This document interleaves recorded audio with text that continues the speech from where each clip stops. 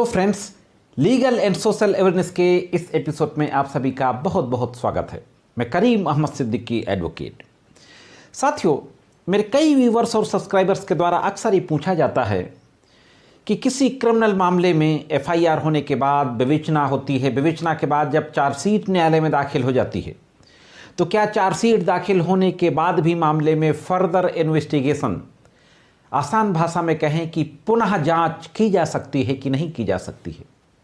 हालांकि मैंने इस संबंध में काफ़ी पहले एक वीडियो बनाया था जिसमें मैंने ऑनरेबल हाई कोर्ट्स के कई जजमेंट्स और सुप्रीम कोर्ट के भी फैसलों का हवाला दिया था और यह बताया था कि आपराधिक मामलों में आरोप पत्र न्यायालय में दाखिल हो जाने के बाद भी फर्दर इन्वेस्टिगेशन का आदेश न्यायालय के द्वारा किया जा सकता है। और इतना ही नहीं, पुलिस को भी फर्दर इन्वेस्टिगेशन का पावर रहता है न्यायालय में आरोप पत्र दाखिल हो जाने के बाद भी।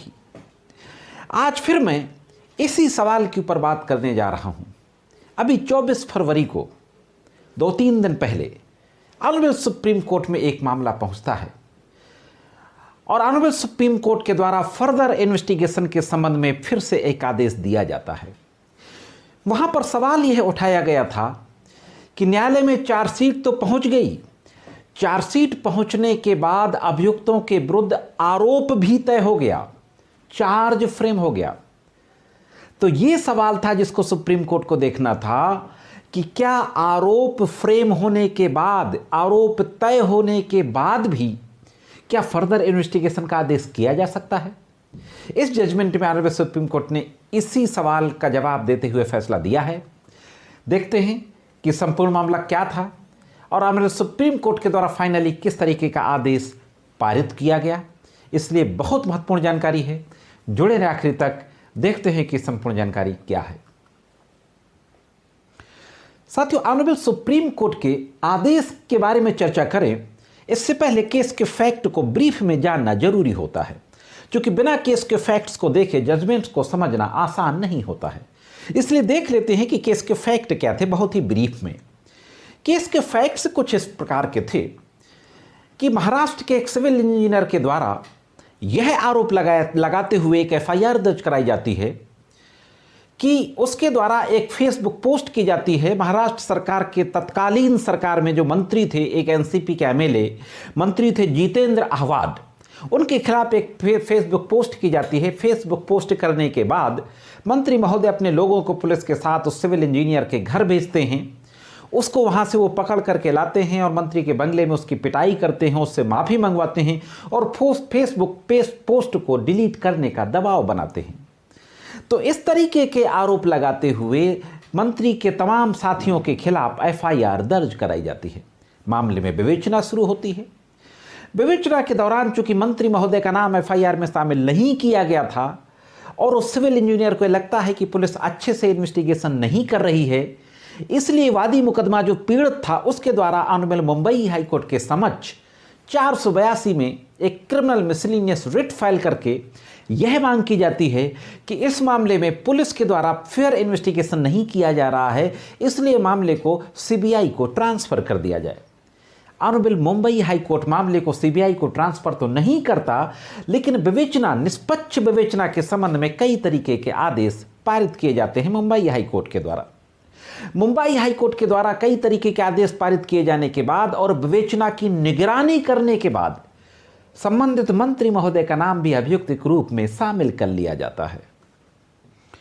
इसी दौरान मुंबई हाई कोर्ट में स्टेटस रिपोर्ट जब कोर्ट के द्वारा भेजी जाती है तो यह पता चलता है कि निचली अदालत में इस मामले में चार्जशीट आने के बाद चार्ज फ्रेम किया जा चुका है, आरोप तय होने के बाद ट्रायल शुरू होने जा रहा है। तो यह कहते हुए कि इस मामले में चार्ज फ्रेम हो चुका है, आरोप तय किए जा चुके हैं, ट्रायल शुरू होने जा रहा है, वादी मुकदमा के द्वारा जो 482 दाखिल की गई थी पूरे मामले की जांच को सीबीआई को ट्रांसफर करने के लिए उस 482 को डिसमिस कर दिया जाता है। अब मुंबई हाई कोर्ट के इस 482 के डिसमिसल जजमेंट के खिलाफ वादी मुकदमा के द्वारा ऑनरेबल सुप्रीम कोर्ट में क्रिमिनल अपील दाखिल की जाती है। 482 के खारिज आदेश के विरुद्ध ऑनरेबल सुप्रीम कोर्ट में जो क्रिमिनल अपील दाखिल की जाती है उसका नंबर है क्रिमिनल अपील संख्या 13/2023 अनंत थमूर कुरमुसे वर्सेज स्टेट ऑफ महाराष्ट्र। और अभी 24 फरवरी 2023 को इस मामले में आदेश पारित किया जाता है सुप्रीम कोर्ट के द्वारा। सुप्रीम कोर्ट के समक्ष जो अहम सवाल था वो यही था कि इस मामले में आरोप तय किए जा चुके हैं निचली अदालत में, तो क्या आरोप तय होने के बाद भी क्या दोबारा जांच का आदेश दिया जा सकता है? दोनों पक्षों की बहस सुनने के बाद ऑनरेबल सुप्रीम कोर्ट के द्वारा एक महत्वपूर्ण टिप्पणी की जाती है। ऑनरेबल सुप्रीम कोर्ट के द्वारा कहा जाता है कि किसी भी अभियुक्त का यह एक महत्वपूर्ण विधिक अधिकार है कि उसके मामले की निष्पक्ष जांच हो, और न सिर्फ अभियुक्त का बल्कि वादी का भी।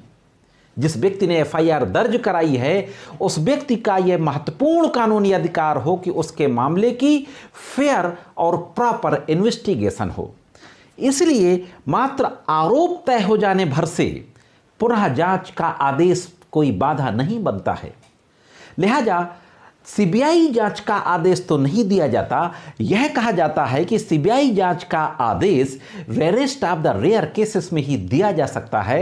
यह rarest of the rare cases की कैटेगरी में नहीं आता है, लेकिन इस पूरे मामले की फर्दर इन्वेस्टिगेशन यानी पुनः तफ्तीश करने का आदेश जरूर दे दिया जाता है।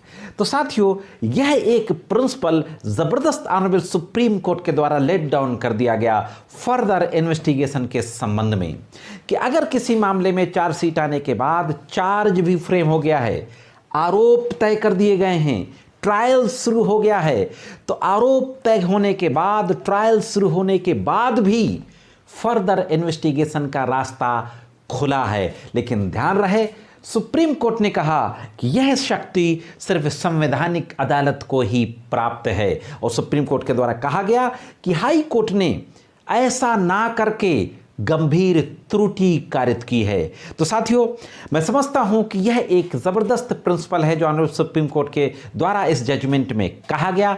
अगर इस तरीके का कोई मामला आपका आता है तो आप लोग ज़रूर इस रूलिंग का इस्तेमाल कर सकते हैं। ये जानकारी कैसी लगी कमेंट्स करके ज़रूर बताएं। जानकारी अगर अच्छी लगी हो तो वीडियो को लाइक और शेयर अवश्य कर दें, और अगर आप चैनल में नए हो, वीडियो को पहली बार देख रहे हो, तो चैनल को सब्सक्राइब करके बेल बटन को हिट करके ऑल पे सेट कर दें। आज के वीडियो में सिर्फ इतना ही। मिलते हैं किसी अन्य वीडियो में कानून की कुछ अन्य जानकारियों के साथ। तब तक कानून की विभिन्न तरीके की जानकारियों के लिए देखते रहें लीगल एंड सोशल अवेयरनेस।